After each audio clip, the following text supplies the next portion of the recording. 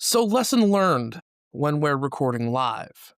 Always be prepared for shit to go sideways, and it did.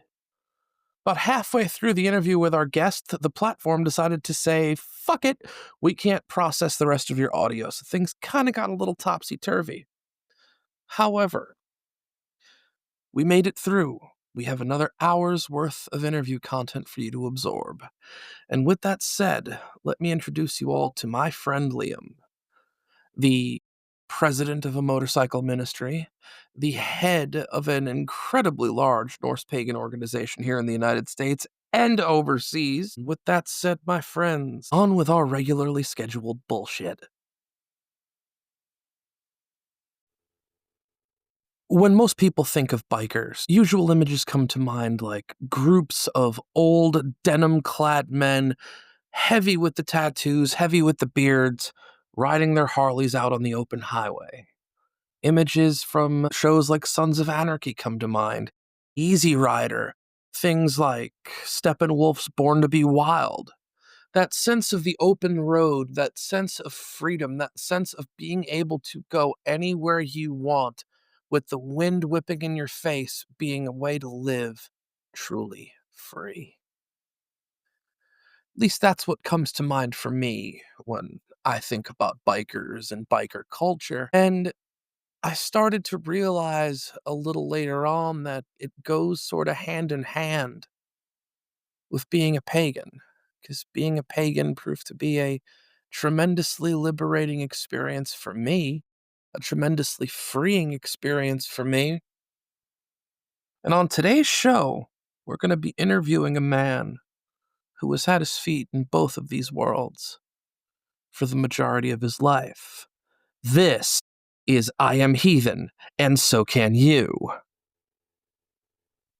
So your question about Sons of Anarchy, did it influence new generation of motorcycle enthusiasts, especially when it comes to the 1% stuff because of Sons of Anarchy and how it was portrayed?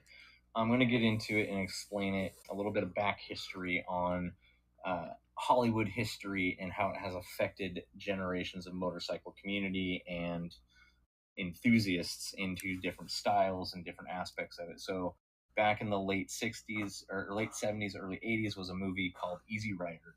And that really iconic hard-tailed, slammed to the ground, big, huge, round spoke rear tire with really tall sissy bar, the really tall frame that sits like 7 inches above the top of the V-twin engine from a Sportster or a Panhead, with that tiny little peanut tank on top that's raised at a 75-degree angle slanted back, real tall bars raked up in the sky, and a really long stretched out front end springer front end.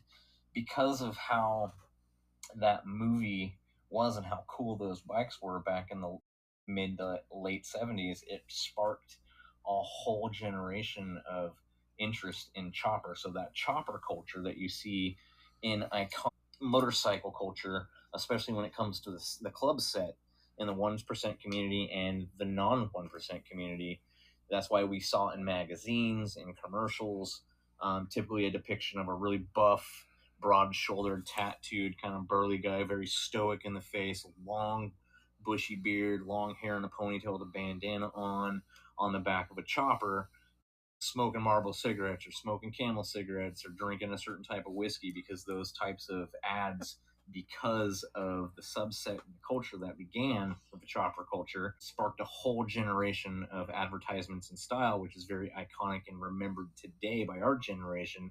When we think 1%er and we're talking about the 60s and the 70s and the 80s, everyone's first go-to thought is a big stretched out hardtail bike with some kind of beer belly dude with big burly chest and tattoos covered with a giant beard with no helmet on with sunglasses cruising down the highway with his buddy. Exactly.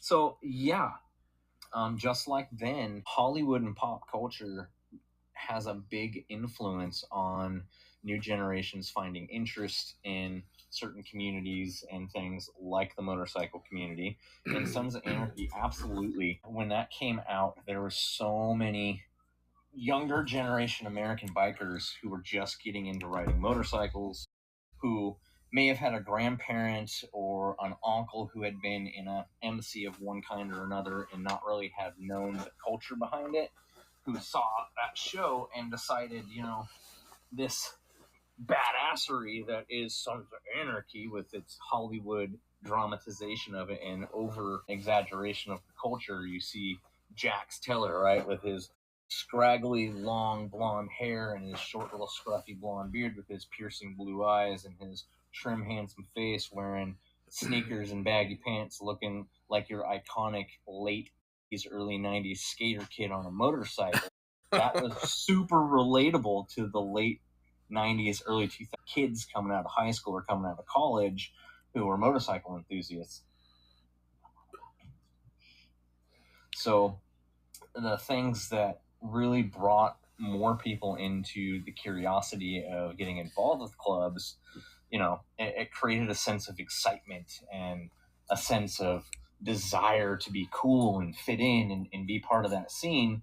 Well, it also caused a lot of problems for people because these kids, not knowing anything about the culture, not realizing or understanding anything about the walk of politics that happens within motorcycle community, especially in the diamond clubs versus RCs. These kids see the show and they think, oh, that's I can be that way. I'm tough. I can handle getting punched in the face. I'm going to put a cut on. I can go do that. I can start a motorcycle club. And next thing you know, you got a whole bunch of people getting beat up because they don't know etiquette. They don't know the understanding of the culture, and it caused some major issues. See, now, while I don't know who the producers of Sons of Anarchy were, there was a series of clips that I did find while doom scrolling social media that they ran into a group called the Swole Boys, and it was a crotch rocket club operating out of a gym, and the guy who led the Swole Boys looked like that Papa Swolio dude who yells at everybody to go to the fucking gym. I honestly think that the producers included that because they probably started catching a bunch of shit from actual Diamond Club 1%ers getting genuinely pissed off that people were emulating the life without knowing how to walk the life. Yeah.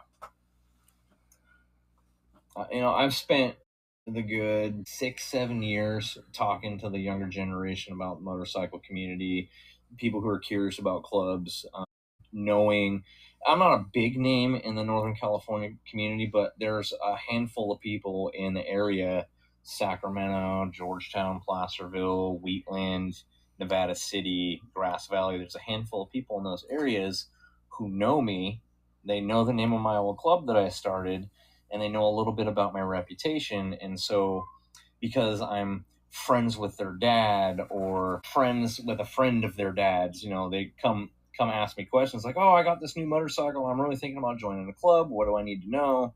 And so I kind of give them a brief rundown of very, very basic etiquette on how to be respectful about approaching a club without getting their hiney handed to them in tatted blue. So, now another really big thing, if you've watched a lot of biker related movies, biker related media, a lot of us out there are familiar with the film Dragnet. Yeah. A lot of us are familiar with the Pagans MC, who was very, very prominently featured in Dragnet. Yeah.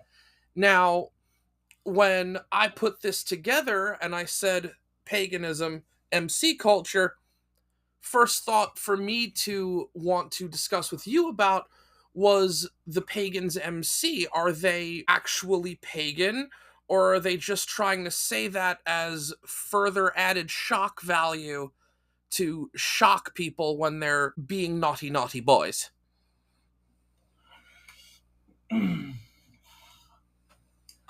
By choosing a name that is against the grain of normal patriarchal Christian society, such as putting outlaw, the Outlaws MC, or Pagans MC, the big HA MC, putting those different types of names on there.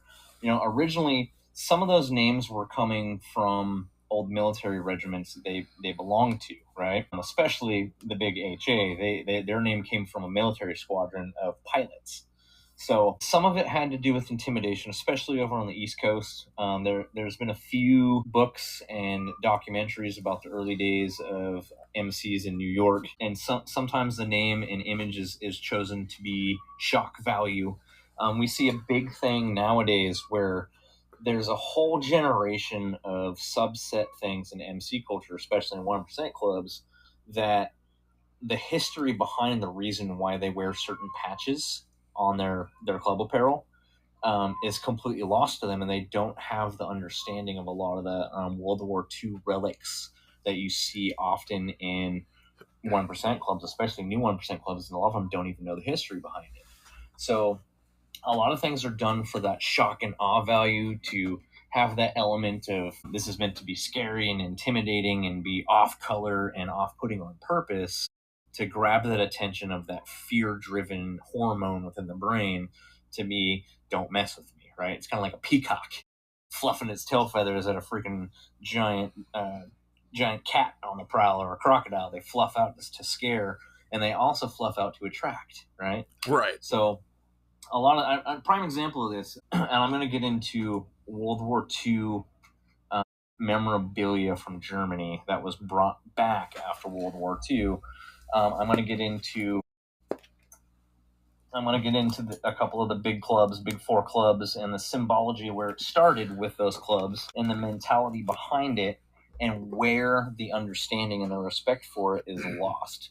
So things like a German Iron Cross, or the little Schwazi symbol, or the SS bolts, or one of those Nazi German skulls with the little helmet that faces forward with the two wings behind it and crossbones. The Totenkopf. Yeah, the Totenkopf. Even some of the Nordic runes that were bastardized by them, like the Tewaz rune and the Othala rune, a lot of those were military pins from Germany. And the vets who came back during World War II, who were American soldiers, oftentimes scalped those things from German soldiers that they had pew-pewed in the field for TikTok purposes, to make sure it's safe here. And they took them as a badge of honor, saying, this is my accomplishment. I took down fascism.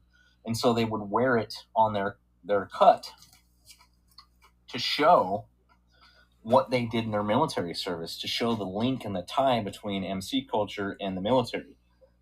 So the understanding, when you see an OG, an old head, right? An old head biker from the 70s, when you see them usually rocking an old rusty SS pin, metal pin, or the Schwazi, or a tier pin, or any of those memorabilias from back then on their cut, it's not because they're trying to I'm gonna idolize Tiny Mustache Man and his followers. It's more of, this is a lineage thing. My father fought in World War II, or my grandfather fought in World War II, and these pins were his, and he wore these as a badge of honor for what he did to take down fascism. It's kind of like the same thing that happened in early phases of American history during the Wild Wild West, when people were scalped, right? There were things that Native Indigenous people did to show a badge of honor when facing down the enemy. If they survived, they would claim a scalp. It was very much so the same thing. They were scalping these military symbols from the enemy. And the same thing with the Vietnam era bikers. A lot of them, Ace of Spades, Skull and Crossbones, the inverted black American flag was a sign of during Vietnam era, which is where the idea of the American military is in distress. That whole generation, and it even spawned a whole music generation too, a subculture of music which is known as punk. One of the most predominant punk bands too that came out of that era. The Ramones Anti-Flag. and Anti-Flag. The Ramones, Anti-Flag. And what is the Anti-Flag symbol? It is a blacked out American flag upside down. And it's not because they're anti-American, it's because they're anti-oppression. They're anti the things that war has done to their generation of people. And that's what their music was about. Right. That's also another thing, because I do have my battle jacket slung over my chair. I would honestly like to believe that, given the origination behind the MC cut, that's just the blanket term we're going to use, that the MC cut eventually into the early 80s and the formation of what I'm going to refer to as the hardening of the punk scene. Yeah. Because if you look at punk in the 70s with bands like the New York Dolls, for example, David Johansen was looking better than most of the elderly women in my apartment buildings, wearing super sequiny blouses. The man looked like he robbed fucking Liberace, for fuck's sake. Facts. And I'm out here looking at the 80s punks into the 90s and early aughts punks, and I realize that I think that the punk scene in those three time periods are looking more towards the past than the punks of the 70s were. Yeah. Which brings me to my next question. When forming an MC, would you say in your time in the culture, would you say it is more, and I would like you to explain these roles because I'm just the one frothing at the mouth with questions here. Would you believe it to be in the best interest of a newly formed fledgling club to be a support club of a larger group, or just say fuck it and go out solo dolo? Well, so there's pros and cons to both. So I'm going to get into the pros and cons of going solo, and then I'm going to get into the pros and cons of being a support club. So the pros of going solo, being a independent club, starting your own charter, and just doing it, and anyone's pressing on you saying fuck it, is you're not answering to anyone. You're not paying anyone dues. You're not having to show up to other people's events whenever they tell you need to be there. You're not having to give support on that monetary side and spending your entire every dime and waking moment doing stuff for their club instead of your own club, right? Right. So that's one of the pros of going independent. Also, the ability to have a little bit more leeway when it comes to planning your own events and inviting the clubs you want around, depending on who you make friends with, who you build those connections with. It gives you a little bit more leeway to do that. Cons of it: you're more likely, without being sanctioned or blessed, to get pressed on by some of the big clubs once they start noticing you in their area. Depending on how you have your patches set up, you have to worry more about are your colors, so to speak, your club colors, are they disrespecting an already existing big club? Are they too similar to someone else's club? Is the name of your club too close to someone else's club? All of those things create an air of, you have to be really cautious about that, even with an independent, as much as you do as a support club. You still have to be cautious of those things. But as an independent, you're more likely to be swooped up on and pressed real hard by a big club if your guys are out by themselves. Not only that, other cons to it is not really knowing motorcycle protocol when it comes to the club community, not knowing protocol and how to communicate and walk and talk and ride as a club. You're not getting that same prospecting phase, so to speak. You're not getting the same militant style training that you get when it comes to joining a club that is a support club or starting a club that's a support club, because you're not having a mentor. You're not having a big bro out there kind of teach you how to walk and talk and get along with that. And I've done both. My first club, I started. No permission, no blessing. I started. We ended up with 65 members and 4 charters in Northern California. Shit. And from 2003 to 2013 in NorCal, Hangtown, California, Placerville. That was our main charter. And then we had one down in Citrus Heights. We had one down in Carmichael. And then we had one all the way up in Tahoe. And you know whose territory that is. It brought some problems. It did. It brought some questions. It brought some sideways glances when we'd go to a bar. People who supported the big dominant club in the area looking at us and questioning us anytime we'd go anywhere, even to fill up for gas sometimes. Gas station owners are oftentimes members of big clubs or supporters of big clubs or members of clubs that are support clubs to big clubs in the area. Lady, I need you to stop. You need to knock it off. Sorry, the dog is trying to get out of my hands and being a little rambunctious. No, you're good, man. You're good. It caused some of those issues. It also brings an air of clout. When you start a club without anyone's permission, you just do. With the respect of making sure that you're not stepping on anyone's toes, that type of thing, as far as the name of your club, the colors of your club, rocking a territory or something like that. If you're going to do so, make sure it's not going to be stepping on one of the dominants, and being respectful when you introduce yourself to the dominants and give them proper etiquette. Hey, this is who we are. Just letting you know we're here. This is what we're about. We're not doing anything that you guys do except for writing as a club. This is the things we do. We want to say hi, buy you a beer, introduce ourselves, and be on our merry way, right? It brings a level of clout to the club who's willing to do that, because it means you're standing up and standing 10 toes down while standing up. Right. So that, again, is a pro and a con in the same sense, because it gets eyes on you more. So then let's get into being a support club, standing up and becoming a support club, getting a blessing. Pros to that. You have earned the respect of the big dominant club in your area, or whatever club has sanctioned you or given you their blessing. You've earned their respect to be accepted in the community as an actual club without question.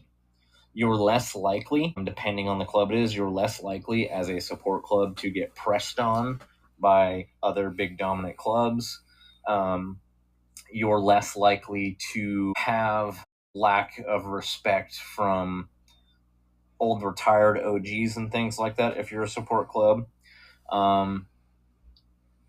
Having that relationship as a support club, they also give you support depending on the club. Not all big clubs give the same type of support to their support clubs, but a lot of them do give a lot of support to their support clubs. If it comes to financial advice on how to set up their club's LLC to make sure that their stuff's trademarked and copywritten and protected, letting them know how to set up their web page and get information out, making flyers and setting up events, you get that mentorship from the OGs in the big club that's allowing you to stand up under their banner, so to speak. You have your own banner, but you're putting their banner on your shit as a sign of, I support you, I respect you, we're bros, we're family. Even though I'm not in your club, I am part of your club. Right? That's what that support means. So that's a big pro to being a support club.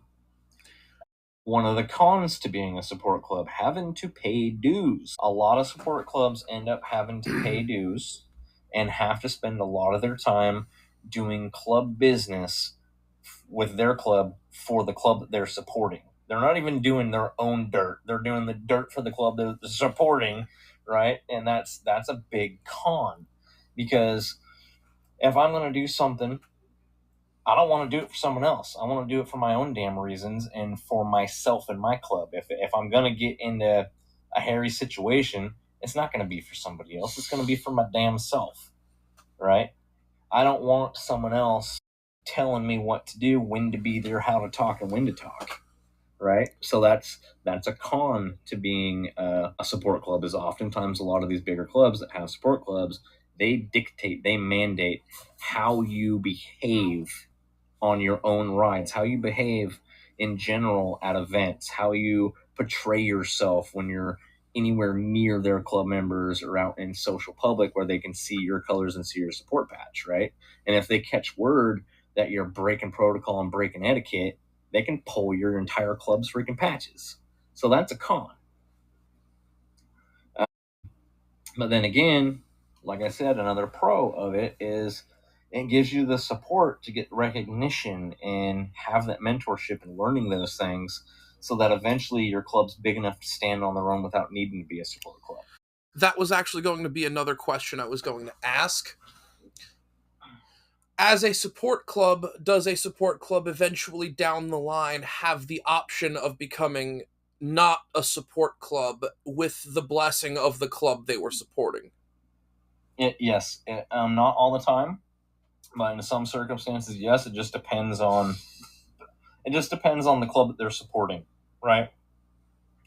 I'm not going to get into specific names of specific clubs because I don't need to incriminate anyone or make it seem bad or anything like that. But some of these bigger 1% clubs that have been around a really, really long time, right? some of them, they don't want their support clubs ever standing up fully on their own. They want them to grow. The reason why they want them to grow is because they have an underling army to do the shit that they want them to do at a freaking moment's notice whenever they want. And on top of that, it gives them a lot of financial stability for their club, because a lot of these support clubs that are bigger like that have more dues coming in. And I've seen some support clubs to these bigger clubs have 3 times the amount of members in their support club than the big club. And think about that. If the big club is pressing you because they're scary, right, and collecting dues from you at anywhere from $100 a month to $200 a month per member that your club has, that's a lot of income that big club's making. Yes. Right? So other clubs don't do it that way. I'm not going to name the big club that we support, but the basics of how it's set up is the only obligation we have to them is to two national runs a year and 1 state run a year, and going to their club meeting once every 3 months. That's it. That's the only obligation we have to them. We don't have dues that we pay them. We wear their support gear on the outside of our cut. They wear our support gear on the inside of theirs to show respect. It's a mutual relationship. We want them to grow just as much as we want to grow. So we're supporting them in a way that is balanced and has honor to it. There's a handful of clubs out there that are bigger clubs that let their support clubs do that. Right. So before our unfortunate technical difficulties decided to rear their ugly head, I had the thought to pose to you: are there hate groups in motorcycle culture? I would personally say yes, from things I've read of, things I've heard tell of. You've had proverbial boots on the ground a lot longer than I have. I've had one negative experience and I am free to say it because we cleared the air on the whole issue. I had a run-in with a member of the Wolves of Vinland. That is a recognized hate group operating under the Asatru Folk Assembly, if no one knew that little fact. So I would like to pick your brain about not only pagan hate groups, but motorcycle hate groups intertwining. Oh, man. There's, unfortunately, within the last, 15 to 20 years, because of the political air of the country we live in, there's been a handful of 1% support clubs that have stood up, that have direct ties to groups like the AB, have direct ties to the 3Ks, direct ties to nozzle lowriders and other U.S. supremacist organizations. 2 of them, there's one club in Texas and another club in Louisiana that their direct name is the Aryan Brotherhood Motorcycle Club. Aryan Brother MC. That is literally the name of their club. Not only do they have direct ties to the AFA, but they have direct ties to the AB in prison. So now, because I had shared this story with you not too long ago, because it fucking perplexed me, quite frankly. I very much believe that if you're going to get on a bike and you're going to join an MC, you need to understand at the very least, base level etiquette when you become a prospect. Yeah. At the very least. But what fucks with me almost infinitely at this point, I had seen a man literally sitting across the street from my job on a very, very new Harley with a pretty busted up ass denim vest. Saw a diamond on his vest, and I'm like, okay, what the fuck is this? Walked right past him, had a 13 on it. So if you would not mind, I'd like for you to explain the different percentage numbers that wind up in motorcycle culture, and as well as the purpose of the diamond and 13. Right. So the Diamond Club, it doesn't matter what number's in it. The Diamond Club represents that club is an outlaw club, plain and simple. 1%, we all know what that means. It comes from a very specific era in what is it? The AMC, American Motorcycle Association, whatever it is, the ACMA or whatever. There was, back in the 70s, early 70s, late 60s, around the time of Vietnam, maybe a little earlier than that, there was a guy from the American Motorcycle Association. If you don't know who they are, they're a large organization of riding clubs like Hog. Other organizations and other clubs that belong to the AMC are things like Hog. A lot of different motorcycle ministries, Christian motorcycle ministries, belong to that organization, and a handful of real MCs belong to that association as well. And I can't remember what the guy's name was, but there was a director who basically said the 1% of bikers who are out there who are into criminal activity, something along those lines. I can't remember the exact quote, but it was something along the lines of the 1% of the community is into this type of stuff, and the rest of the 99 are law-abiding citizens, essentially, right? So that's kind of where that 1% badge kind of started from, was that late 50s, early 60s into the 70s era of MC culture. And it really took hold with that. And it does have some military leanings. There was a very specific branch of the Army Air Force that had a very specific tag for their aircraft, which was a giant red bordered silver diamond on the back of their tail wing of their aircraft. And so that patch kind of branched over into the MC community in the late 50s. Putting the 1% in there started around the time that statement was made from the AM, whatever the hell their freaking thing is, the American Motorcycle Association. And they put a newsletter out about it. So like, bam, it spread like wildfire. So that's kind of where the 1% comes from. It literally stands for the 1% of bikers that are out there that are real outlaws. Like that's them. They're the outlaw motorcycle communities. They're not a gang. Some of their members do stupid shit and get their club in trouble, but not every single one of their members is doing stupid shit. So that's where the 1% kind of comes from.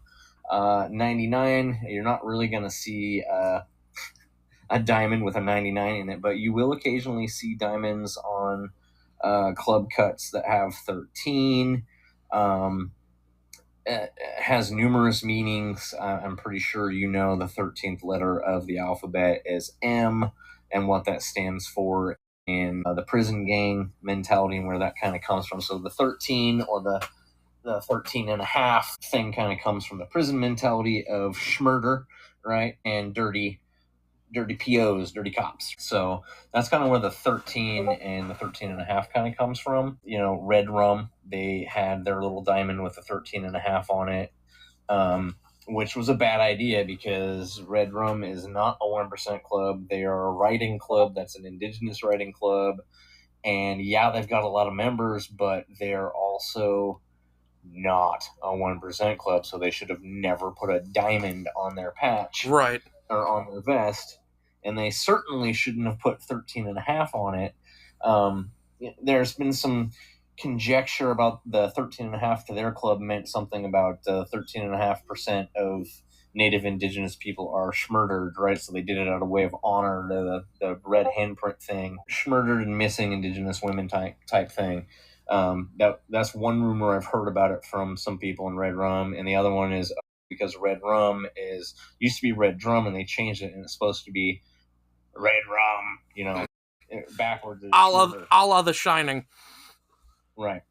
So they changed it because they got pressed on. They changed it from the diamond to an arrowhead with the same 13 and a half on it, which I still think is just get rid of the 13 and a half, put something else in there, and knock it off, because you're not a 1% club and you're trying to emulate a 1% club. Okay, so now we're going to segue for a little bit heavier into the paganism bit of this thing. I would like you to explain to everyone who's on the live right now and my listeners what a motorcycle ministry exactly is, what it does, and how it differs from the rest of motorcycle culture. So typically most motorcycle ministries are church run by a specific church or congregation where they have a lot of members who ride motorcycles, who go to their church, and they want to have an on-the-road brotherhood so they can stop from city to city, town to town, and spread the gospel. That's kind of how motorcycle ministries got their start in America. Very much so taking your rough and tumbly Christians who have been saved, ex-cons who became Christians and want to go save other people, and they have that rough edge so they can communicate with rough edge looking people and help them find Christ, right? That's a lot of the big thing behind a lot of motorcycle ministries. There's a handful of motorcycle ministries out there that are not Christian, that are pagan origin or alternative faith. I've seen motorcycle ministries be Sikh. I've seen them be Muslim. I've seen them be Wiccan. I've seen them be pagan.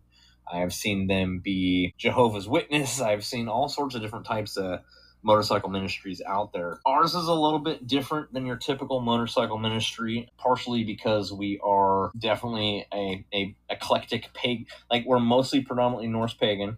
Obviously, the name is a Norse pagan ancient fire a thurser that was at one point viewed as a god before the Asir and Valmir War and things like that, and plays a very important role in Norse mythology, especially when it comes to Ragnarök. And this dog is being crazy. I hear you. I love you. Silly girl. Some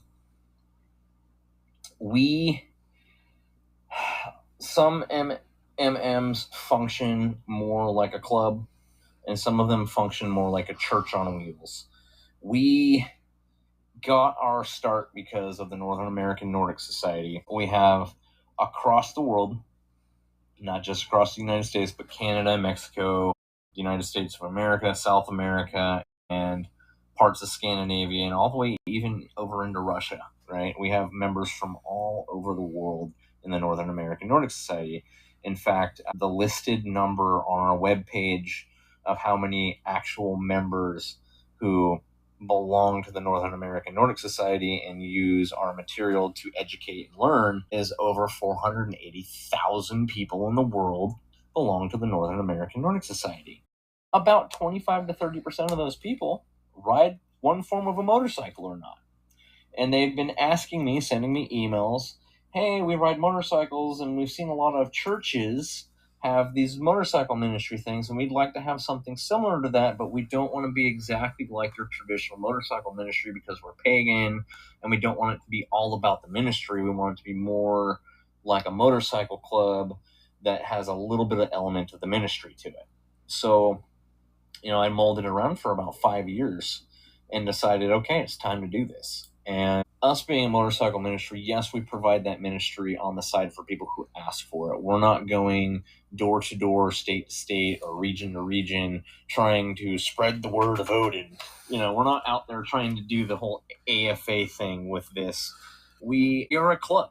We are a legit blessed fucking club. Yes, we have MM. It comes with its own pros. One thing is, as an MM, you're not going to be looked at by the powers that be as doing anything you shouldn't be doing, so you're not going to be freaking harassed because you have MM on your back. You're less likely in an MM to be harassed by law enforcement or looked at by the community when you're driving through a town, and your group looked at like, oh, that's a bunch of hooligans who are going to destroy our business and come in here and start a fight. You're not looked at the same way, so you're able to reach people a lot easier with the MM than you are with the MC. So this time around, when I started the club, and instead of going MC, I chose MM. 2 reasons behind that. I got family. You got family. People got family. People who are in this organization, in this motorcycle club of ours, this MM, have family. We all got one responsibility to make sure every single one of our members goes home and makes it home safely with their bike intact, right? With that MC on there, the likelihood of issues on the road from other people, law enforcement and stuff like that, it goes up drastically. We are functioning as a club. Like, we have bylaws. We have president, vice president, secretary, sergeant at arms, road captain, enforcer, those types of things. We have these positions. It's written into our bylaws. We have the very specific things that we do, what we allow, what we don't allow. We ride in a pack, side by side, proper etiquette when we go to an event of another club. We follow MC protocol. Even so much as standing up with this, we followed MC protocol and got a blessing. We didn't have to, but we did because we saw what they were doing. We really liked what they were doing and said, hey, if we're going to have to either fight tooth and nail for respect to get a blessing, or we could find another group that is big enough that we like. Sorry, this dog is going crazy. Just had to grab her by her collar and make her do a little flip onto the bed. Or get a well-established, well-respected big MC that we agree with and align with, and build that relationship with them first and get a blessing from them the proper way, right? So that's what we decided to do. Okay. Now, we all know that the kindred system exists within heathenry in America, overseas, what have you. I think having a pagan motorcycle ministry, specifically very much a universalist pagan motorcycle ministry, goes a long way for building those bridges and creating those bonds that otherwise would not be built within pagan communities. And I think those of us with Mjolnirs about our necks, pentagrams, what have you, have a deeper, more ready access to community just solely by virtue of getting on a bike and being able to ride together. Yeah, exactly. Now, I would like to pose this to you. What would you say your biggest hope for Surtur's Chosen would be? I would say our biggest hope is to kind of rekindle a sense of actual community within the pagan communities without the bickering, without the differences of opinion on politics and infighting over, I believe this because it's in the literature, I believe that because it's my UPG. At the end of the day, when you have a brotherhood and a sisterhood, a community of people who all understand there's certain rules and regulations to this club that they belong to, regardless of what their personal spiritual beliefs are, regardless of their political views. When it comes to the club, all that shit goes away. All the political views go away. All the personal UPG spiritual things go away because we're coming together to support each other regardless of our differences, regardless of the differences of the tone of our skin, regardless of the languages we speak, regardless of how we were raised or where we were born or what political movement we believe in. The only basic rules we have that are mildly political, which is more of a social issue, is two big ones, and that's it. And it's the same thing for the Northern American Nordic Society. Absolutely under no circumstances is sexism okay in our organization, period. End of story. Not okay, which is why our club allows women to be fully patched. They have to go through the same rigors and the same prospecting phase and the same hazing and things that the men do. Because if you're going to have a woman have a full patch, she better be able to handle herself and walk and talk and act appropriately like the men do. And it's a respect thing across the board. And on top of that, absolutely, under no circumstances at all, immediately get your shit stripped from you in our club, immediately get kicked out without question. Any form of blatant racism. Period. End of story. Those are the only two political type social issues that we will heavily talk on and heavily enforce within our club, because that shit is old, man. It's outdated. It's melancholy to the melon. Okay, the brain doesn't like old school outdated mentality no more. Society doesn't like old school outdated mentality anymore. And when you have all these old heads in the government or in club scene or in pagan circles clinging so desperately to their old school outdated way of thinking that they're blind to the realities of the new generation doesn't agree with that type of thinking. That's why a lot of these groups and a lot of these organizations and a lot of these political parties are losing members and not gaining new following and not gaining membership. It's because the old heads don't want to let go because they want everyone to think like them and don't realize that people who are 55 years younger than them or 70 years younger than them don't think that the things that they thought were okay in their generation are okay anymore. Right. Now, So that's That's our big goal, is to bring a sense of community, a sense of safety. And my biggest dream for this is the same dream I have for the Northern American Nordic Society, a place where everyone can come, practice their faith, ride their motorcycles, be who they are genuinely, build those sense of kinship and community and frith without feeling scared to do so, without having to look over their shoulder at who's going to be judging them or criticizing them. Now, as a leader with feet in both communities, obviously it's why we're here right now, I pose this question to people who are in positions of leadership quite usually when I am interviewing them. Is it better to make the people who fly under your proverbial banner feel welcomed or wanted?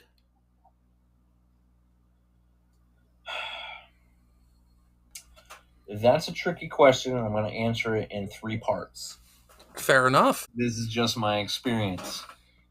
A lot of times, making people feel wanted can be a big turnoff, because a lot of organizations use a tactic to make people feel wanted, to get them to join their club or to join their spiritual organization or to be subservient to their rule. You get them in the cool kid clique. You're wanted. You put your arm around them and make them feel good.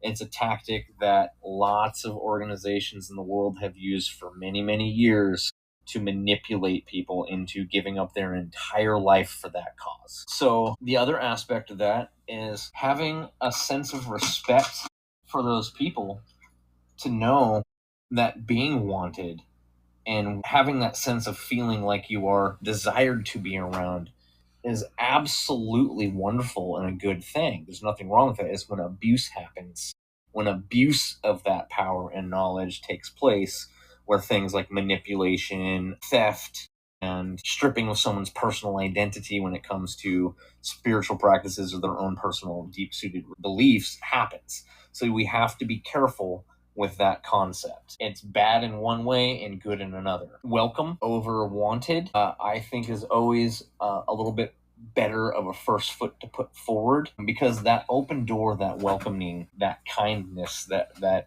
as a Christian say, that olive branch being extended, creates an air. Yeah, it creates an air of basic human decency and basic ability to have the conversation, right? So it's kind of a double-edged sword between wanting your members to feel wanted or wanting your members to feel welcome, right? Right. Because sometimes you don't want your member to feel overly wanted, because they then get a false sense of security within their behavior and start doing manipulative shit to other people in the organization. Knock it off. I'm done. Lay down. This dog is going crazy. The dog be dogging, yo. He be dogging. So that's the scary part about that, is giving somebody too much of a sense of feeling welcome, or not welcome, but too much of a sense of feeling. Some people will take that as an opportunity to manipulate that and Right. think it's a way to gain power.